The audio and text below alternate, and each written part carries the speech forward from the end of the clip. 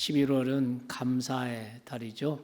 추수와 감사의 달인데 11월 한 달 동안 여러분의 가정에 좋은 일들이 많이 일어나기를 주님의 이름으로 축원합니다. 우리 교회적으로는 다니엘 21일 기도회를 오늘 밤부터 시작을 합니다. 이 기도회에는 국내외 많은 교회, 많은 성도님들이 함께 이 땅의 치유와 회복을 위해서 기도하게 됩니다.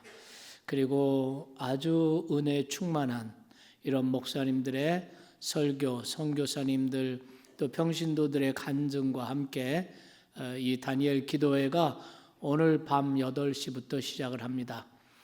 저희 교회에서는 주일날 밤과 토요일 밤은 온라인으로 각 가정에서 기도회를 하고 월요일서부터 금요일까지는 현장에서 8시 밤에 함께 모여서 찬양과 기도의 시간을 갖게 되겠습니다.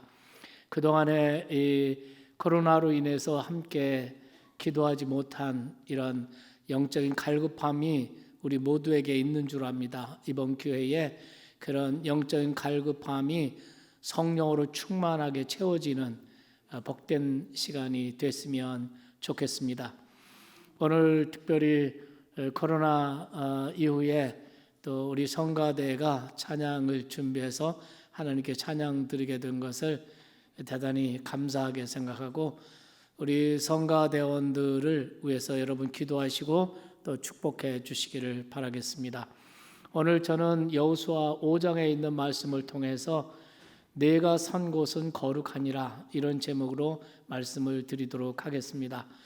여러분 많은 전문가들, 많은 사람들이 코로나 이후의 세계는 코로나 이전의 세계와 분명히 많이 달라져 있을 것이다.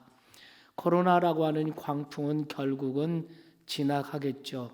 그러나 광풍이 지나간 후의 세계는 어떨까? 분명히 전과 같은 동일한 이런 모습은 아닐 거라고 생각합니다. 많은 분야에서 많은 변화가 있을 거라고 생각합니다. 가령 학교라는 시스템도 많이 달라질 것입니다. 많은 부분 온라인 수업이 또 발달하게 될 것이고 회사 시스템도 역시 많은 부분이 재택근무 형식으로 변화될 것이라고 합니다. 그렇다면 이런 세계 가운데 교회는 어떻게 될까요? 세상이 다 바뀌는데 교회라고 예외가 될 수는 없을 것입니다. 교회도 많은 변화가 있을 것입니다. 우리가 중요한 것은 하나님께서 코로나 이후의 세계를 어떻게 준비하시는지, 하나님의 어떤 계획을 갖고 계시는지 그 하나님의 뜻을 찾는 것이 대단히 중요하다고 생각합니다. 제가 여러 번 설교에서도 말씀하셨듯이 코로나 이후 세상은 분명히 많은 변화가 있을 것이라고 생각하지만 그러나 변하지 않는 것은 세계를 다스리시고 역사하시는 분은 동일하신 하나님이시라는 겁니다. 하나님께서는 미래 세계를 준비하시는 하나님이십니다. 오늘 우리가 읽은 본문은 여러분이 아시다시피 여호수아가 하나님께 소명을 받는 장면입니다. 이 말씀을 통해서 우리는 정말 모세 이후를 하나님께서 얼마나 완벽하게 치밀하게 준비하시고 계획하시는가를 우리가 볼 수가 있습니다. 오늘 이 장면은 모세가 시내산에서 하나님의 부르심을 받는 소명을 받는 장면을 연상하게 하는 말들이 많이 나와 있습니다. 하나님께서는 이스라엘 백성들을 애굽에서 구출하기 위해서 모세를 소명한 것 같이 모세 이후에 이스라엘 백성들을 약속의 땅 가나안 땅으로 들여보내시기 위해서 하나님께서는 여호수아를 소명하신 것입니다. 여러분이 아시다시피 여호수아는 모세의 조력자였습니다. 그래서 오랜 동안 모세의 후광에 가려워서 잘 드러나지 않던 사람입니다. 그런 그가 사람들 앞에 드러나기 시작한 것은 에브라임 지파 대표로 가나안 정탐꾼에 참여하면서부터입니다. 12명의 정탐꾼을 뽑아서 모세는 40일 동안 가나안 땅을 미리 정탐하게 합니다. 그리고 정탐꾼들이 돌아와서 백성들 앞에서 보고를 하는데 다른 모든 그 정탐꾼들은 부정적인 보고를 하는 것입니다. 그 땅은 거미를 삼키는 땅이요 사람이 살 만한 땅이 아니다. 그리고 그 땅 거민들은 거인과 같고 우리는 거기에 비하면 메뚜기와 같습니다.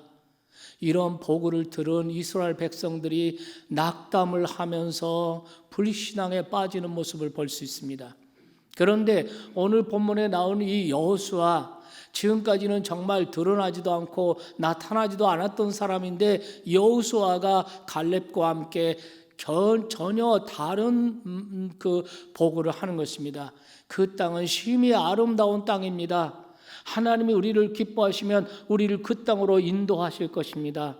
여러분은 그 땅 백성들을 두려워하지 마십시오. 그들은 우리들의 밥입니다. 그들에게는 하나님이 없지만 우리에게는 하나님이 있습니다. 이러한 보고를 한 것입니다. 이것은 단순히 그의 긍정적 사고에서 나온 것이 아니라 하나님의 언약의 말씀을 믿는 믿음에서 나온 믿음의 보고였습니다. 이 정탐꾼 보고의 사건, 이 정탐꾼 사건으로 사람들 앞에 여호수아가 조금씩 알려지기 시작하는 것입니다. 정말 이전까지는 아주 평범했던 사람이 어떤 일을 계기로 해서 사람들 앞에 주목을 받기 시작하고 그때부터 자신도 모르는 사이에 그에게 리더십이 생기지 않습니까?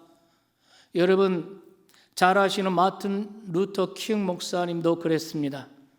그분은 1954년에 보스턴 신학교를 졸업하고 26살에 엘레바마주의 몽고메리의 작은 교회 담임 목사로 부임하게 되었습니다. 어쩌면 그 작은 교회에서 평범한 목회자로 일생을 마쳤을지도 모릅니다. 그런데 어느 날 그 몽고메리시에서 한 작은 사건이 일어납니다. 로즈 박스라고 하는 흑인 부인이 버스를 타고 있는데 그 운전기사가 올라와서 백인들에게 자리를 양보하라고, 저 뒤로 가라고, 그러나 그것을 부당하다고 생각한 이 부인이 거절합니다. 결국 경찰에 체포되어서 재판에 넘겨지고 만 것입니다. 이 조그만 도시에서 이런 사건이 일어나자 흑인들이 분노가 폭발했습니다. 이때 그 폭력을 만류하면서 나선 사람이 바로 26살의 젊은 목사 마틴 루터 킹이었습니다. 그러면서 이 사건에 개입을 하게 되었고, 그리고 이 사건은 그 비폭력으로 무려 383일 동안이나 버스 타기 거부 운동, 아마 미국의 시민혁명 가운데 가장 유명한 비폭력 시민혁명 중에 하나의 사건으로 기록된 그 사건의 주도자가 되어버린 것입니다. 그로 말미암아서 이름 없는 26살의 작은 교회 목회자인 이 마틴 루터 킹이 민권 운동의 지도자로 떠오르게 된 것입니다. 사람이 어떤 일을 계획하면 이루어지기가 참 힘들고 어렵습니다. 그러나 하나님이 계획하신 일은 너무나 쉽게 이루어지는 것을 볼 수가 있습니다. 성경에서 여호수아가 등장하는 또 한 번의 장면이 나옵니다. 출애굽기 17장의 말씀입니다. 이스라엘 백성들이 광야 생활을 하면서 아말렉이라고 하는 종족과 전쟁을 하게 되었습니다. 이때 모세는 자기의 부관인 여호수아에게 그 전쟁을 맡기고, 그리고 자기는 아론과 훌 두 사람을 데리고 산꼭대기로 올라갑니다. 올라가서 이스라엘 백성들을 향하여 손을 높이 들고 기도를 하게 되면 이스라엘이 승리를 하게 되고, 팔이 힘들고 지쳐서 내려오게 되면 이스라엘이 반대로 밀리기 시작하는 것입니다. 이런 원리를 발견한 아론과 훌이 커다란 돌을 하나 옮겨서 거기에다 모세를 앉혀놓고 자기들은 양쪽에 서서 모세의 팔이 내려오지 않도록 받쳐준 것입니다. 이 전쟁은 결국 여호수아가 이끈 이스라엘 백성의 그 군대가 대승을 거두고 아말렉을 물리친 것입니다. 이렇게 해서 여호수아는 또 한 번 사람들 앞에 드러나게 되었습니다. 이때는 모세도 몰랐고 여호수아 자신도 몰랐습니다. 그러나 하나님께서는 이런 일을 통해서 모세 이후를 치밀하게 준비하고 계셨던 것입니다. 그러다가 모세가 이후를 준비할, 후계자를 준비할 시간도 없이 모세가 세상을 떠나고 맙니다. 그리고 그 누구도 모세의 뒤를 이을 만한 사람이 없었습니다. 그만큼 모세는 이스라엘 백성들에게 그만큼 대단한 인물이었습니다. 그런데 하나님께서는 이런 두 번의 사건을 통해서 하나님은 모세 이후를 아주 치밀하게 준비하시고 계획을 진행하고 계셨던 것입니다. 이렇게 해서 모세의 후계자로 여호수아가 이스라엘 백성을 이끌게 됩니다. 이때 여호수아에게 주어진 첫 번째 과정은 여리고성을 점령하는 것이었습니다. 여리고성은 가나안 땅으로 들어가는 관문이었습니다. 여리고성을 넘지 않고는 가나안 땅 정복을 할 수가 없습니다. 그런데 여리고성은 너무나도 견고한 성읍이었습니다. 성지순례를 하면 그 여리고 성읍 터를 견학을 하게 됩니다. 여리고 성읍의 그 성벽은 이중으로 되어 있습니다. 위에는 전차가 달릴 수 있을 만큼 그러한 견고한 높은 성읍이었습니다. 문을 닫고 있으면 누구도 그 성을 침범할 수가 없었습니다. 훈련 안 된 이러한 이스라엘 백성들을 데리고 그 여리고 성을 점령한다는 것은 거의 불가능한 일이었습니다. 여호수아는 마음이 대단히 무거웠을 것입니다. 이스라엘 백성들은 그 견고하고 큰 여리고 성읍을 바라보기만 해도 두려웠을 것입니다. 그런 가운데서 여호수아가 이스라엘 백성들을 이끌고 여리고를 향하여 다가가는데 갑자기 자기 앞에 한 사람이 나타납니다. 군복을 입고 그리고 칼을 빼서 들고 서 있는 낯선 사람을 만나게 되는 것입니다. 그래서 여호수아는 놀라서 묻습니다. 너는 우리를 위하느냐 우리의 적들을 위하느냐 이렇게 묻습니다. 이 말이 무슨 뜻입니까? 당신은 아군이요 적군이요 어느 편이요 이렇게 묻는 것이었습니다. 그런데 그 사람은 거기에 대한 아무 대답을 하지 않습니다. 나는 네 편이다 아니면 적이다 이런 말을 하지 않습니다. 그러면서 말합니다. 나는 여호와 군대 대장이라 이렇게 말합니다. 여러분 이 사람은 바로 구약의 하나님께서 사람의 몸을 입고 육신을 입고 현현하신 제2위의 하나님이신 것을 믿으시기 바랍니다. 여러분 그렇다면 이상하지 않습니까? 이스라엘의 하나님, 아브라함과 이삭과 야곱의 하나님, 그 하나님이 사람의 모습으로 현현한 것이고 이때 여호수아는 우리 편입니까? 적의 편입니까? 하고 묻는 것입니다. 만일 그분이 하나님이시라면 정말 어떻게 대답하여 맞습니까?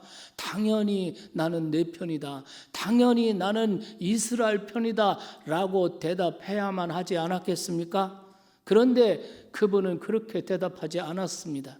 어느 편도 아니라는 듯이 그 대답에는 그 질문에는 대답하지 않으셨습니다. 여러분 많은 크리스찬들이 범하는 오류가 있습니다. 그것은 하나님이 당연히 내 편이라고 생각하는 그 생각입니다. 왜 하나님이 당신 편이라고 생각합니까? 이렇게 물어보면 아마도 나는 하나님을 믿는 하나님의 자녀니까 당연하죠 라고 대답할지 모르겠습니다. 저는 그런 분들에게 이렇게 질문하겠습니다. 당신은 진정 하나님께 순종하는 하나님께 복종하는 자녀입니까? 이 질문에 예라고 대답하지 않고는 감히 하나님을 내 편이라고 말할 수가 없는 것입니다. 여러분 예수님께서도 마태 7장 21절에 보면 나더러 주여 주여 하는 자마다 다 천국에 들어갈 것이 아니요 다만 내 아버지의 뜻대로 행하는 자라야 들어가리라 라고 말씀하시지 않았습니까? 어떻습니까? 나는 말로만 하나님의 자녀입니까? 정말 하나님의 뜻대로 행하는 자녀입니까? 1960년대 1961년에서 65년까지 4년 동안 미국에서는 남북 전쟁을 치렀습니다. 당시 대통령인 에이브러함 링컨이 노예를 해방하는 것이 하나님의 뜻이라고 확신하고 노예 해방을 선언하자 남부에 있는 주들이 연방에서 탈퇴하면서 전쟁이 일어난 것입니다.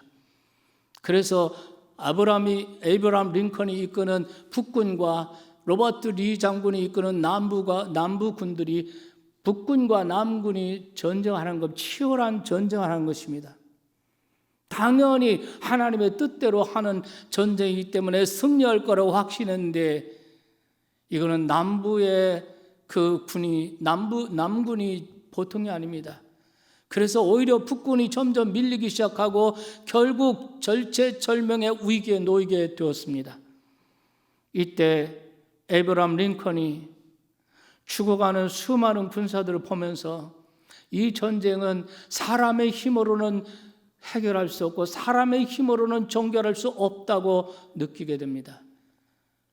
그리고 자기 막사에 흰 수건을 걸어놓고 측근들에게 내가 하나님께 기도하러 갈 터이니 기도하는 시간이니 나한테 일절 방해하지 말라고. 그리고서 그 막사에 들어가서 기도를 하는데 1시간, 2시간 매일마다 몇 시간씩 기도를 하는 것입니다. 기도할 때마다 그 막사에 흰 수건을 깃발을 달려놓고 그 깃발이 달려있으면 모든 사람들이 다 링컨이 지금 기도하고 계신다고. 이렇게 기도에 감동을 받은 측근들이 링컨의 기도실에서 나온 링컨에게 이렇게 말했다고 합니다. 저희들도 하나님이 우리 편이 되어달라고 기도하는 일에 동참하겠습니다. 이럴 때 링컨이 아주 정색을 하면서 이렇게 당부를 했다는 것입니다. 하나님이 우리 편이 되어달라고 기도하지 말고 우리가 하나님 편 되겠다고, 우리가 하나님 편 되게 해달라고 기도를 하게나 라고 했다는 것입니다. 그렇습니다. 하나님의 군대 대장의 말은 나는 지금 어느 편도 아니야. 앞으로 네가 어떻게 행하느냐에 따라서 너의 편도 될 수 있고 너의 적의 편도 될 수 있는 거야. 이렇게 제 귀에는 들립니다. 우리가 이 사실을 모르고 하나님은 당연히 내 편이시다. 착각도 이런 착각이 없는 것입니다. 이렇게 군대 대장으로 하나님께서 현현하고 나타나셔서 이 여호수아에게, 지금 전쟁하러 가는 이 여호수아에게 두 가지 말씀을 하십니다. 하나는 내가 선 곳이 거룩하니라. 두 번째 말씀은 내 발에서 신을 벗으라. 그리고 15절에 보면 마지막으로 여호수아가 그대로 행하니라 라고 성경은 기록하고 있습니다. 여기서 저는 이 말씀들의 의미를 이 시대를 살아가는 우리들에게 적용해 보려고 합니다. 첫 번째, 내가 선 곳은 거룩하니라. 이 말씀의 의미는 무엇일까요? 여기서 거룩하다라는 말은 히브리어 코데시 이런 단어입니다. 이 코데시라는 단어는 성별됨, 성결함 이런 뜻입니다.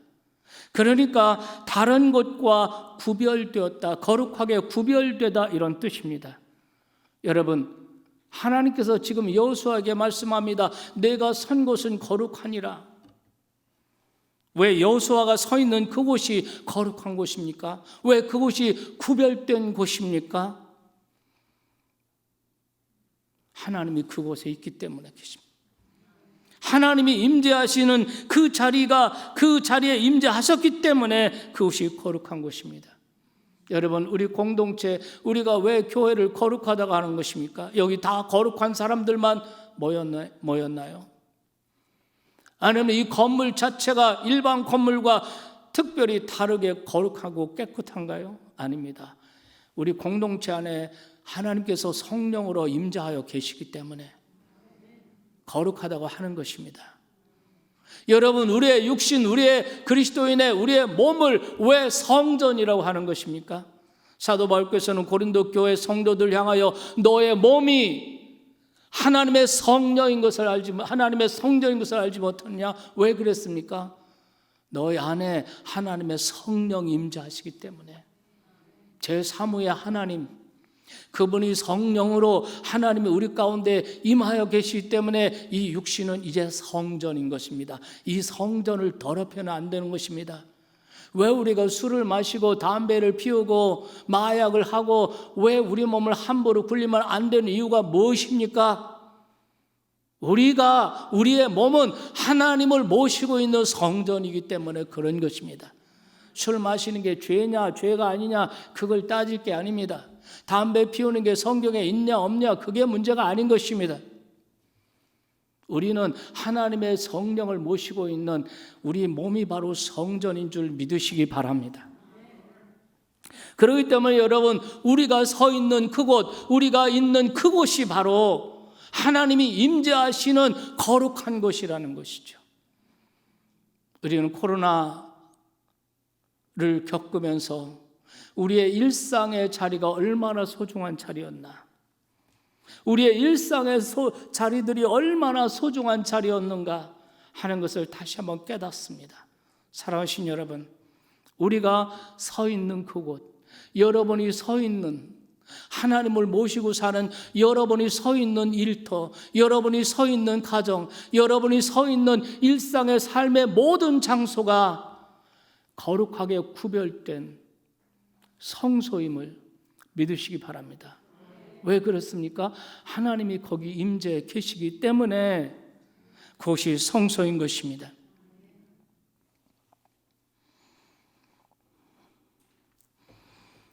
지금 여호수아는 하나님의 임재 앞에 서게 된 것입니다. 그때 그는 어떤 반응을 했습니까? 하나님의 임재를 경험할 때 하나님이 여기 계시구나, 하나님의 임재를 경험하고 그 앞에 있을 때 여호수아의 반응이 어땠습니까? 얼굴을 땅에 대고 그랬습니다. 얼굴을 땅에 대고라는 것은 하나님의 그 임재 앞에 선 유한한 인간이 본능적으로 그 하나님에 대한 외경심을 갖는 것입니다. 하나님을 경외하고 하나님을 두려워하는 마음을 갖게 된 것입니다. 여러분, 우리가 성경에 보면 하나님의 임재 앞에 선 사람들에게 나타나는 공통적인 현상이 있습니다.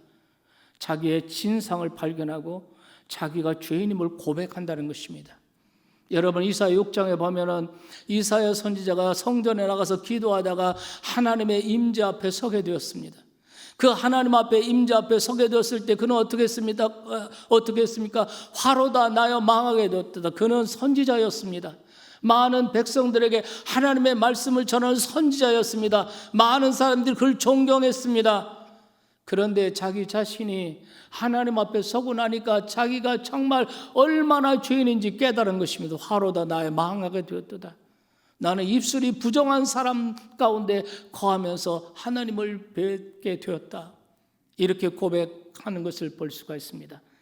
우리가 마태복음을 보면은 베드로가 밤새도록 고기를 잡는데 한 마리도 잡지 못하고 헛수고를 합니다. 허탈해서 노를 저어서 해변가로 가까이 오는데 해변가에서 누군가가 서서 말합니다. 깊은 곳에 가서 그물을 내려라.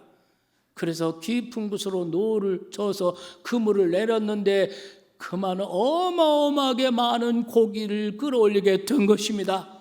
그러면서 베드로는 즉시로 영감으로 즉감적으로 느낍니다. 하나님이시구나. 그래서 그가 밖으로 나가서 예수의 무릎 아래 엎드려 나를 떠나소서 나는 죄인입니다. 이렇게 고백하는 모습을 볼 수가 있습니다. 하나님의 임재 앞에 서는 사람은 이와 같이 누구나 자신이 하나님 없이 너무나 쓸모없는 존재라는 것, 자기가 죄인이라는 것을 깨닫게 됩니다. 그리고 인생이 완전히 겸손한 사람이 되는 것입니다. 왜 우리가 교만합니까? 왜 우리가 기독교인인데 왜 우리가 하나님을 믿는다고 하면서 내가 다른 사람 믿지 않는 사람보다 더 거룩하고 더 성결하고 더 신사적이고 더 숙녀적이고 이런 영적인 교만, 도덕적인 교만, 이런 교만을 가지고 있습니까? 여러분, 하나님의 임재 앞에 서지 못하기 때문입니다. 하나님의 임재, 하나님을 만난 사람은 무조건 겸손하게 되어 있습니다. 내가 얼마나 죄인인지, 내 진상을 깨닫게 되는 것입니다. 하나님께서는 여러분 이런 코로나 시대를 통해서 겪으면서 우리가 하나님 앞에 나 자신을 깊이 깨닫고 코로나 이후에는 우리가 자랑하지 않고 교만하지 않고 우리가 정말 겸손한 그리스도인으로 여러분의 직장사회로 여러분의 이웃 가운데 여러분의 친구들 속에 들어가기를 하나님은 원하시는 줄로 믿습니다. 그리스도인이 겸손해야 복음이 살아나고 복음이 전파되고 그리스도인이 겸손해야 그리스도인의 인격과 삶 속에서 예수님의 향기를 사람들이 느낄 수가 있는 것입니다. 아무리 많이 알고 아무리 교회 직분이 대단하고 아무리 교회 헌금을 많이 하고 봉사를 엄청 많이 해도 겸손하지 않으면 거기에 사람 냄새 나고요. 사람들이 받아주지 않습니다. 복음이 전해지지 않습니다.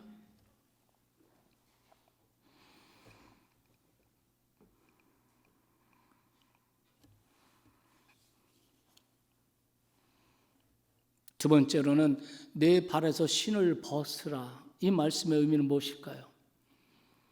그 당시 사람들이 신발은 아마도 양의 가죽이나 소의 가죽이나 이런 걸 가지고 샌들을 만들었을 것입니다. 샌들을 신고 온 사방천지를 돌아다니면 발이 또 얼마나 더러워지겠습니까? 하지만 여호수아가 신고 있었던 그 신은 제가 생각할 때는 이것은 적어도 그 당시에 나름대로의 전투화라고 생각합니다. 전투화를 신고 있었지 않았을까 이런 생각합니다. 왜냐하면 여호수아는 지금 여리고와 전쟁하러 나가는 군인이었기 때문입니다. 근데 전쟁하러 나가는 군인에게 너 그 신발을 벗어라, 이거는 무장 해제하라는 뜻입니다. 무장 해제하는 것과 마찬가지죠. 여러분, 신을 벗어라. 이 말씀이 오늘 하나님께서 코로나 시대를 통해서 저와 여러분에게 주시는 아주 강력한 메시지라고 생각합니다. 내 발에서 신을 벗어라. 여기서 신은 지금까지 그동안 살아온 삶의 수단과 인본주의적인 삶의 방식이라고 생각합니다. 이것은 또한 인간의 타락한 성품과 행위를 상징하기도 합니다. 여러분, 신을 벗고 사는 사람이 있어요. 그 당시 노예였습니다. 노예는 신발을 신지 않습니다. 신발을 벗으라, 이 말은 내 신분, 내 배경, 내 재능, 내 자존심 내려놓고 겸손하게 순복하는 종의 자세를 지니라는 뜻이기도 한 것입니다. 왜냐하면 그렇지 않고는 하나님께 쓰임받을 수가 없다. 그렇지 않고는 모세 이후의 지도자로 너가 설 수 없다는 것입니다. 그 신발을 그대로 신고 그 방식 그대로는 거룩한 땅을 밟을 수가 없다는 것입니다.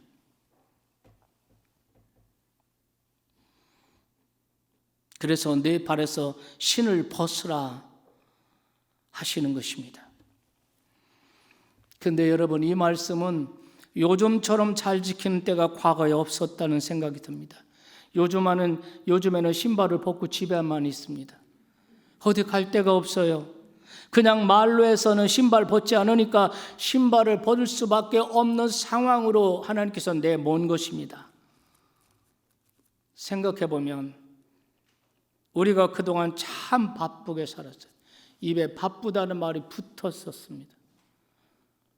하나님께서 어떤 말을 하셔도, 말씀을 통해서 어떤 감동을 하셔도 늘 핑계하고 합리화하는 것이 바빠서 성경 못 읽고, 바빠서 차분히 앉아서 기도하거나, 바빠서 못한다 이런 말에서 참 바쁘게 살았고, 그동안 여기저기 많이 돌아다녔습니다. 많은 사람, 여러 사람 만났습니다. 제가 새벽 기도를 마치고 한 7시나 7시 반쯤에 밖에 나가면 아침 일찍부터 종종 걸음으로 지하철역을 향하여 가는 사람들이 있습니다. 그리고 시외버스를 타려고 길게 줄을 서 있는 이런 사람들을 봅니다. 현대 수많은 사람들은 아침부터 밤까지 종종 걸음을 치면서 일터로 향하고 거기서 경제하고 돈을 벌고 살아갑니다. 그것이 잘못됐다는 말이 아니라 그것이 우리의 바쁜 일상이었습니다. 그렇게 하지 않으면 경쟁에서 뒤처질까 두려워합니다. 그런데 하나님께서는 그 신을 벗으라는 것입니다. 1분 1초라도 아껴가면서 공부하고 일하고 경쟁하고 여기저기 사람 만나고 바쁘게 뛰어나드는 거 이제 중지하라는 것입니다. 이게 말이 됩니까? 1분 1초라도 아껴가면서 무엇을 먹을까, 무엇을 입을까, 무엇을 마실까 염려하면서 아둥바둥하면서 그래도 살까 말까인데 하나님께서는 그 신을 벗으라고 말씀하십니다. 이게 말이 되는 것입니까? 하지만 여러분 생각해 보십시오. 우리는 지금까지 그런 방식으로 계속 살아왔습니다. 그러면서도 우리는 한 번도 우리의 삶의 방식을 깊이 성찰하지 않았습니다. 우리의 삶의 방식을 바꿔보려고도 하지 않았습니다. 그런 방식만이 아니라 믿음으로 사는 방식, 하나님의 말씀으로 사는 방식이 있다는 것에 대해서 우리는 진지하게 생각하지 않았습니다. 물론 수도 없이 나의 의는 믿음으로 말미암아 살리라, 이런 말씀을 수도 없이 듣고 여러분이 알고 있지만 정말 믿음으로 사는 방식으로 바꿔보려고 하지 않았습니다. 교회 안에서는 믿음으로 사는데 예배당 끝나고 직장에 가면 월요일서부터는 완전히 여전히 세상 방식으로, 여전히 인본주의적인 방식으로 그렇게 경쟁하면서, 그렇게 중상모략하면서, 그렇게 욕심부리면서 소중한 내 인생, 소중한 내 시간 허비하면서 그렇게 살았습니다. 하나님께서는 지금 여호수아에게 이렇게 말씀하시는 겁니다. 여호수아, 넌 지금 여리고 전쟁을 앞두고 부하들과 상의하고 작전을 짜고 마음이 분주하겠지만 이 모든 활동을 중단할 수 있겠느냐? 내가 내 앞에서 내 신을 벗으면 나는 이번 전쟁에 너의 편이 되어 줄 것이다. 하나님께서 이렇게 말씀하고 계신 것입니다. 여러분은 어떻게 하시겠습니까? 신을 벗으시겠습니까? 지금까지의 내 삶의 방식, 인간적인, 세상적인, 세속적인 이런 삶의 방식을 계속 하시겠습니까? 아니면 이 방식을 바꾸시기를 원하십니까? 오늘 보면 15절에 보면 여호수아가 그대로 행하니라 이렇게 기록되어 있습니다. 여호수아는 신을 벗은 것입니다. 그 신발을 신고 전쟁해야 되는데, 그 신발을 신고 저 여리고성을 전쟁해야 되는데 아마도 여호수아는 신발을 신고 작전을 세우고 별수를 써도 인간의 힘으로는 여리고를 점령할 수 없다. 이 전쟁은 애초부터 안 되는 전쟁이었다 라고 생각하고 하나님을 신뢰하고 이제 하나님만 의지해보자, 하나님을 신뢰해보자, 하나님을 믿는 방식으로, 믿음의 방식으로, 하나님의 말씀의 방식으로 내 삶의 방식을 바꿔보자, 아마도 이런 마음으로 신을 벗었으리라고 생각합니다. 그리고 그가 신을 벗는 순간 여리고 전쟁은 여호수아의 전쟁이 아니라 하나님이 싸우시는 하나님의 전쟁이 되었습니다. 그 말도 안 되는 하나님의 전략대로, 그 모든 계획대로 여호수아가 그대로 실천합니다. 아침 일찍 일어나서 군대를 정렬해서 그 견고한 여리고성을 한 바퀴 막 돕니다. 그리고 아무것도 안 합니다. 그 다음 날도 여러분 7일 동안 말도 안 되는 하나님의 작전 계획을 그대로 시행했는데 말도 안 되는 일이 눈앞에서 벌어진 것입니다. 그 견고한 성읍이 와르르 무너진 줄 믿으시기 바랍니다. 내 방식 아니면 죽는 것 같은데 내 방식, 내 신발을 벗고 하나님의 방식을 따라 보시지 않으시겠습니까? 코로나 상황을 겪으면서 우리가 깨닫는 거, 우리의 모든 일상의 모든 자리가 하나님이 임재하시는 거룩한 성소였구나. 그 모든 삶의 자리가 너무나도 소중한 것이었구나 하는 것을 깨달을 수 있기를 바랍니다. 그리고 코로나를 겪으면서 우리가 신을 벗어야 되겠습니다. 내 발에서 신을 벗으라. 우리의 발에서 신을 벗읍시다. 지금까지 살아온 나의 방식이 믿음의 방식으로, 하나님의 방식으로, 그야말로 뉴노멀로 새롭게 세워지는 우리 참 좋은 가족, 우리 믿음의 식구가 다 되시기를 주의 이름으로 축원하고, 오늘 저녁부터 밤부터 시작하는 다니엘 기도회를 통해서 이런 삶의 방식을 바꿀 수 있는 성령의 갑절의 능력을 힘입는 여러분이 다 되시기를 주님의 이름으로 축원합니다.